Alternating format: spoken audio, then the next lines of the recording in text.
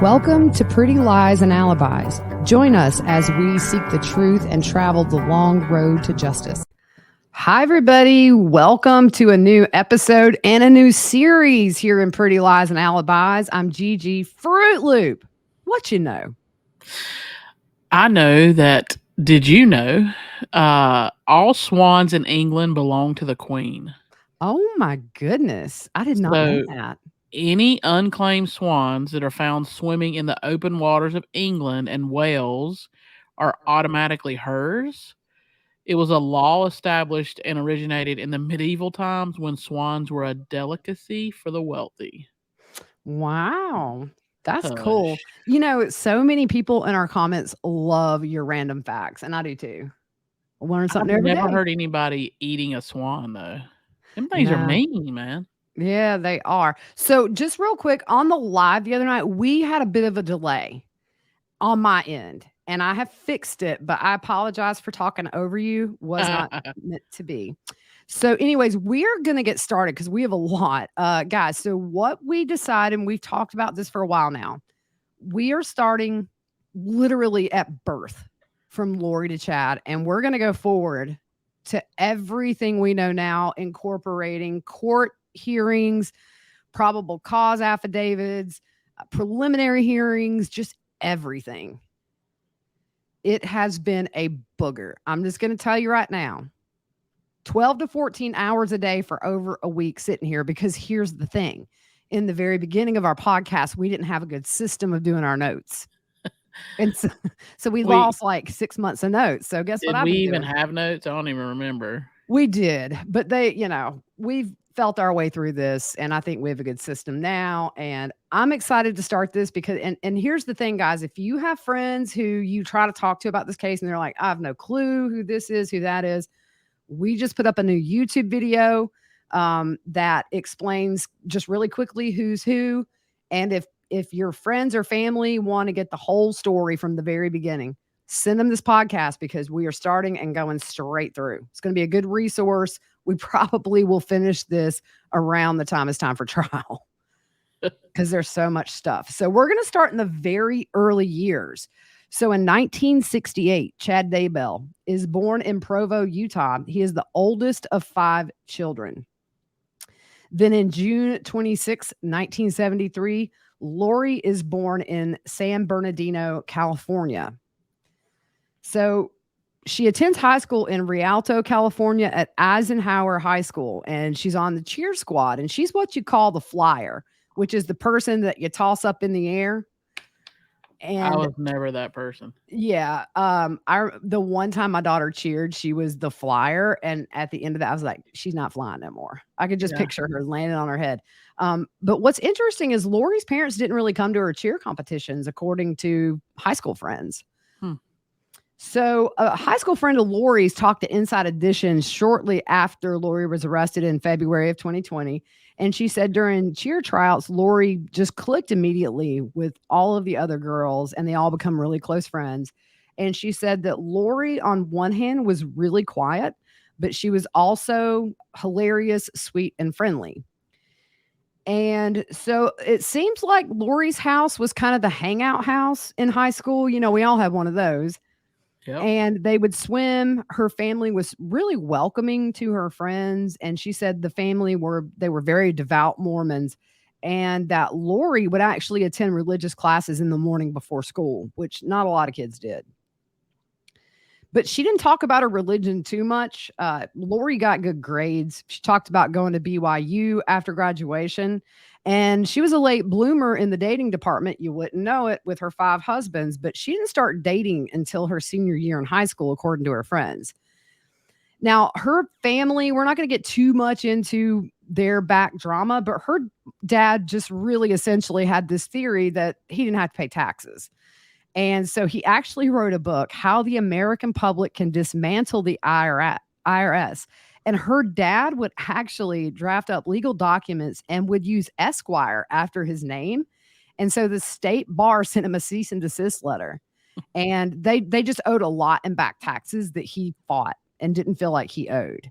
Which, you kind of start thinking responsibility wise from an early age. Clearly, Lori's parents were saying, hey, this is the law. I ain't got to follow it. Yeah. Gives a little insight, Yep.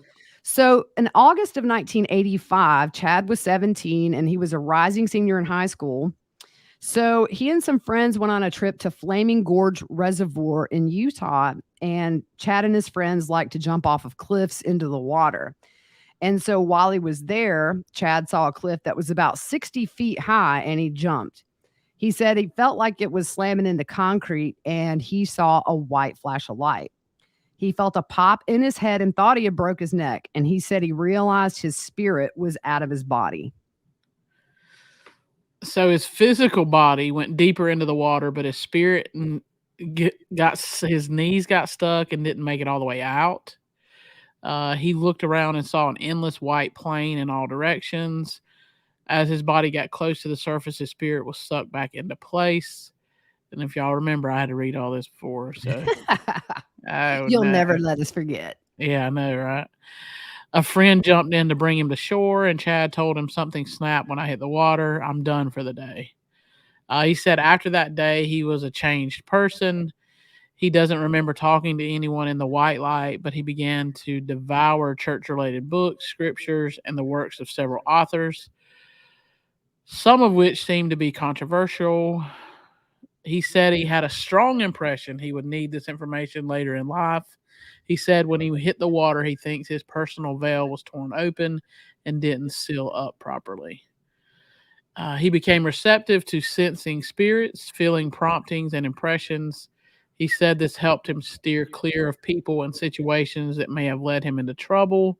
Yeah, well, Chad, Lori Vallow's coming. Look out.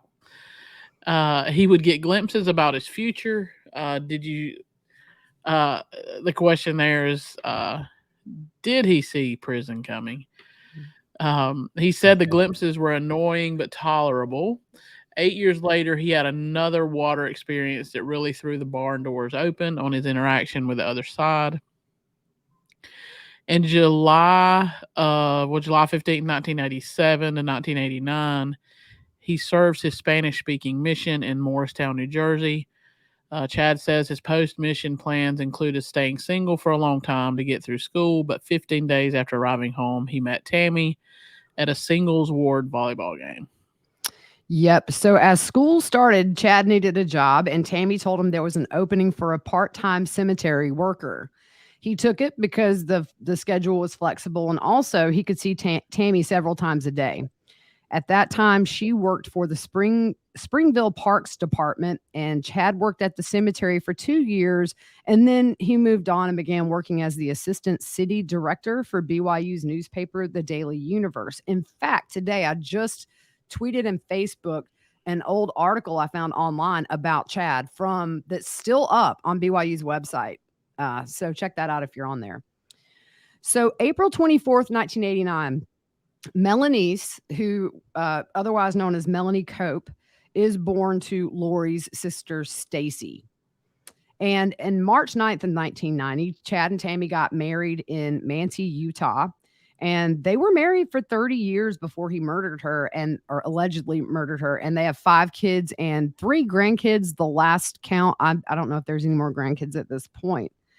So a year later, June 12th, 1991, Lori graduates high school.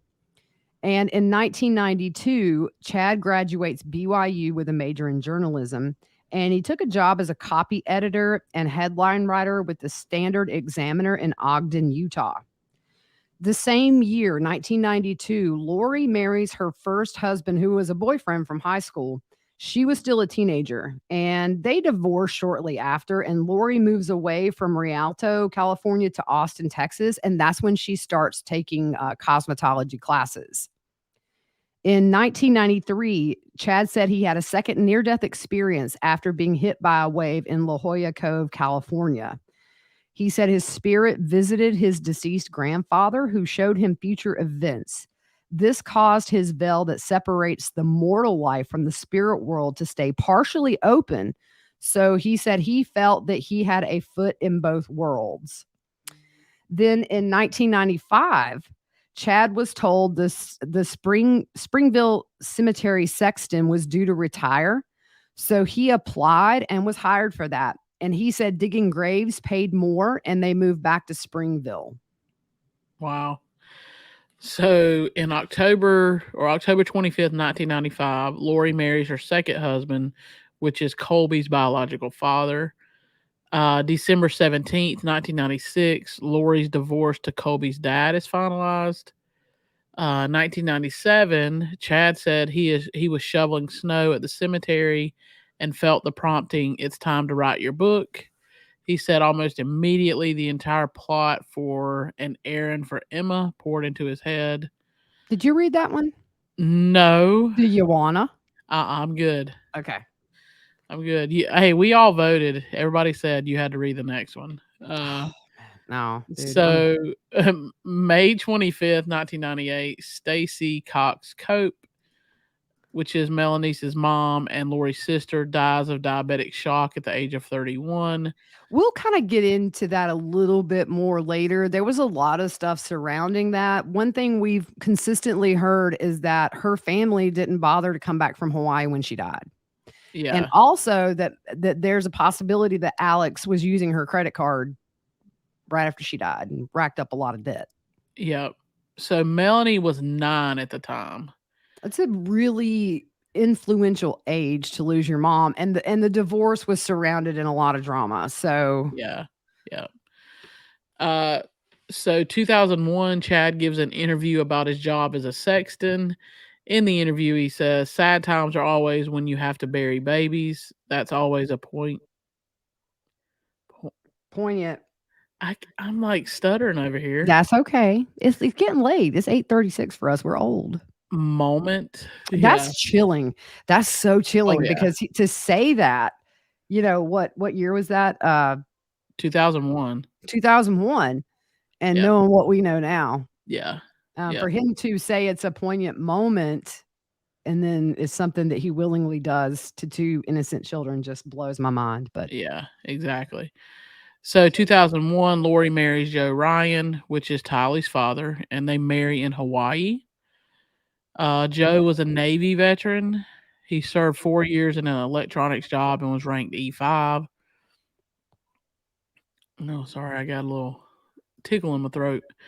September 24, 2002, Tylee Ashlyn Ryan is born to Lori and Joe. Joe had a hair salon built onto the house so Lori could work and still stay home with Tylee. I mean, it sounds like a cool guy, right? yeah, and that's one thing is today, I've been going back through all those custody documents about Joe Ryan, and, I know that Colby alleges that he was molested by Joe, and it is not my job to doubt Colby at all. That is his experience, and I will never call him anything, except to say that was his experience, but I have to say, Joe Ryan pegged Lori so early, and all of his revelations were revealed in September of 2019 when his daughter was murdered. I'll just say that. Joe fought so hard. We're going to get into that, but I just had to say I have cold chills right now. Everything he said about Lori, including a lot of the professionals, they were spot on about her. Yep. So March of 2003, Chad's books are pulled from Desert Bookstore shelves due to a scene in Chasing Paradise where a warrior angel dropkicks a naughty spirit through a wall. What kind of books are these? March 1st, 2004, Chad and Tammy founded Spring Creek Books, a publishing company. Tammy was the chief financial officer and designed book covers. On the website, it says their objective is to publish high-quality, uplifting products that will strengthen and bless the lives of families. The company only publishes material that supports the values of the LDS Church. That statement did not age well at all. What do you think? Did he start this publishing company because his books got pulled? Maybe that way he could write what he wanted. Yeah. I mean, you can go on the Wayback Machine and see the early days of his website. It's very interesting stuff.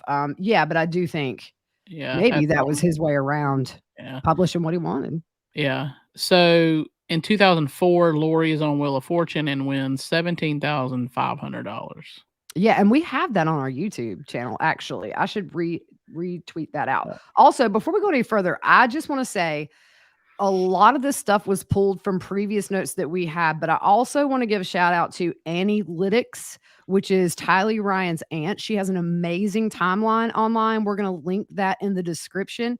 Yep. Justin Lum, Fox 10 Phoenix, Nate Eatan from East Idaho News. I've relied mainly on those three individual websites and just to verify things that I wasn't sure about. So Yep. I just want to say those three have been on it since the beginning and just want to put that out there. Yep. So 2004, the same year that she won Wheel of Fortune, she's a contestant in the Miss Texas pageant. And she's a semifinalist, but she doesn't make it to the final round. If you remember, we went on the Wayback Machine early on Yep. in this podcast and actually were the first ones to find her pageant photos. Yep. So August 13th, 2004, Trouble in Paradise, Joe Ryan files for divorce from Lori in Hays County, Texas. And to say that a nasty custody battle starts to take place is a major understatement. Joe would end up spending over $75,000 litigating custody issues with Lori, and that lasted up until he died. They were technically still battling custody when he died. Now, you Yeah. have to think, what if what if Lori had done the right thing and allowed Tylee to have a relationship with Joe and then also with Charles? $75,000 would have went a long way in better ways for Tylee's future than just in and out of court. It just always blows my mind when I see that amount, but these Yeah. issues are expensive. Yep. So Lori's sister Summer actually was interviewed by detectives on October 1st, 2020. And this was interesting. And I put this here because we're in the middle of all her marriages. She said Lori was a very private person. Even though Lori had been married several times, she was never invited to any of her weddings. That's very odd to me. It is weird. I mean, understand maybe your first two, you're young and dumb and you just jump in. But Yeah. like Joe Ryan and Charles, those are more adult marriages. I Yeah. mean, anyways.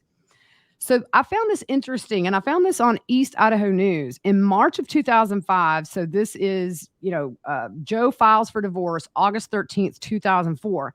March 2005, East Idaho News puts this up. Lori files for bankruptcy while she's divorcing Joe. And at the time, she was working as a hairstylist.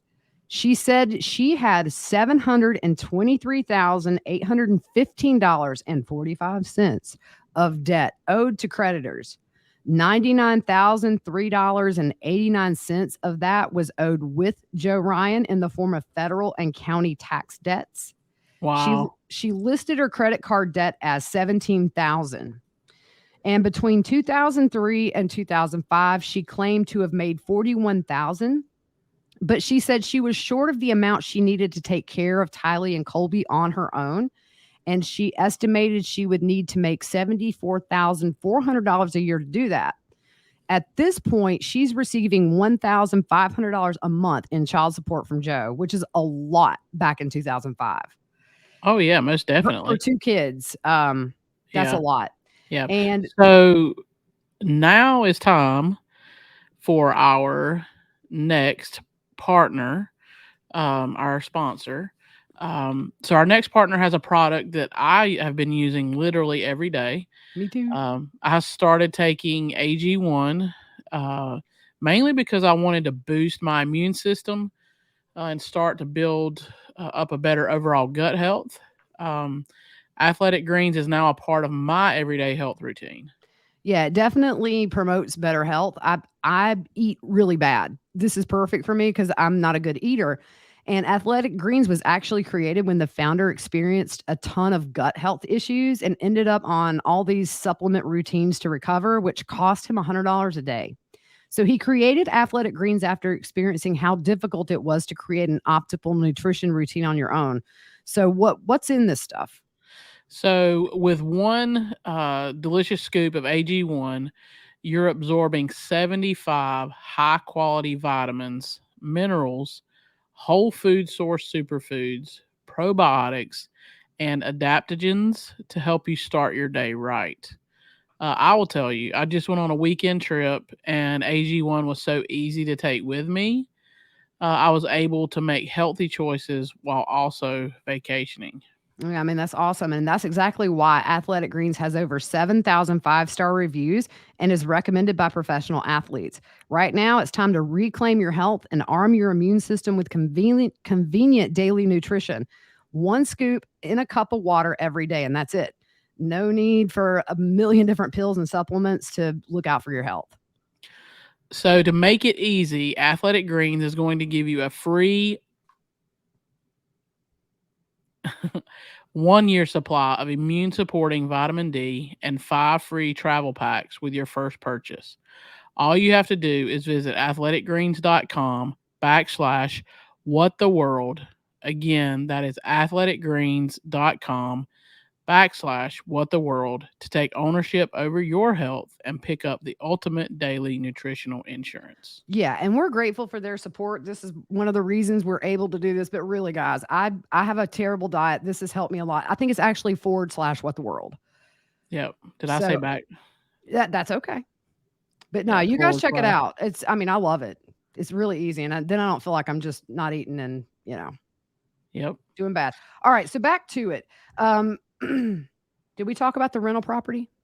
Yeah, She you're on in the court Yeah, yeah, documents. yeah. So Yep. she shared her monthly budget in the court documents. All right. We'll go through them. Rent, $1,900. Utilities, 500. Home maintenance, $50.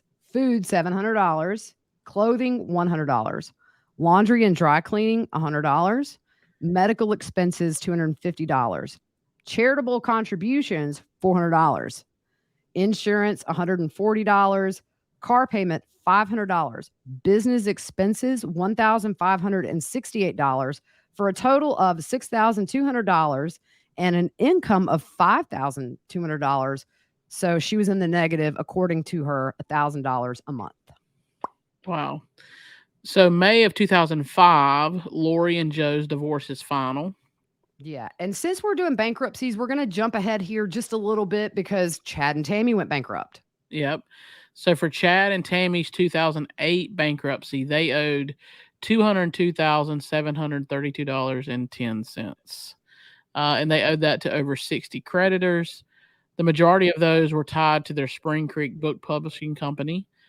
They claimed in filings that the books brought in $2,000 a year, but it was decreasing yearly. Their total monthly income together was $3,930 between the publishing company, Chad's job as a part-time gravedigger, and Tammy's job at the school. Their mortgage was $135,900. So in February of 2006, February 24th, Lori marries Charles Vallow in Vegas. And remember, I thought it was Hawaii. Maybe I made a boo boo on that. I thought they all got married in Hawaii, but I'm Yeah. gonna mute this second. I got a cough. Um, um, so after they get married, we're jumping ahead a little bit. They do adopt JJ in 2014, and JJ's dad is the nephew of Charles Vallow. So it was an in-family adoption. Yes. So August 8th, 2006, Lori files a police report saying that Joe molested Tylee and Colby. Joe requested a jury trial, which we've talked about that before. That was big. To request a jury trial, I mean, you're willing to go up there and tell 12 people your side of the story. Yeah. Yeah. So there's a huge custody battle that lasts until Joe died. Yeah. And you have to think, like, he really wanted to spend time with her, Oh, yeah, he did. to spend all that money. I mean, he Mhm. could have very easily just threw in the towel and just, but he kept fighting. And you think about it too, he moved to Arizona to be close to her. And Yeah. then the thing that really breaks my heart to think about is, and we'll learn later at different points, it was recommended Joe get custody of Tylee. How things might have been obviously would have been very different had she been raised by Joe Yeah. than Lori, because Lori is responsible for her murder. Yeah. So Charles supported her in this fight. But you have to think, he was happily married to Lori at the time and loved Tylee. He's only hearing one side, which is orchestrated by Lori. And we've discussed this. We've never faulted Charles for the custody battle. No. He was financially able to fight this, and Lori took full advantage of that. Mm-hmm. Charles thought Tylee was in real danger from Joe, and his intentions were good. Yeah, definitely. Also, if Lori gets custody, she gets child support. And I think that was a big motivator for her. And not only to mention that she's free to move anywhere she wants, I really think when she married Charles, she knew he had the means to probably take her to Hawaii, which he did. That's where she seems to be drawn to. But initially, there was a 100-mile limit of how far apart that Joe and Lori could be to facilitate visitation on a regular basis. So I think Lori had a lot of intentions, none of them that were pure, in getting Joe off the map, so to speak. And I mean, if you think about it, Tylee is just put right in the middle by her mom at a very, very young age. Tylee's 2, 3, 4, 5, 6 when all this is going on. Yeah. And they end up and have to bring in all these guardian ad litems, and that's kind of a last resort when parents just can't meet in the middle and agree on reasonable visitation, reasonable child support. There are several guardians in and out of this case throughout the duration of it, and that just speaks volumes. We were contacted last year by one of Tylee's guardian ad litems, Tom Ware.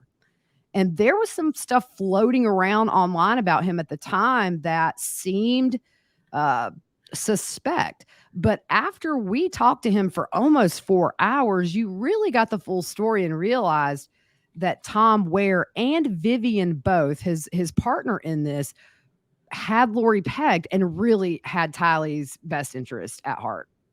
Yep. It's really sad stuff. So at times, Tylee would be asked by court-appointed professionals if her dad ever hurt her, and she would say no. But in one report, it said when Tylee made this statement, Lori's jaw dropped and her eyes widened, and she appeared shocked.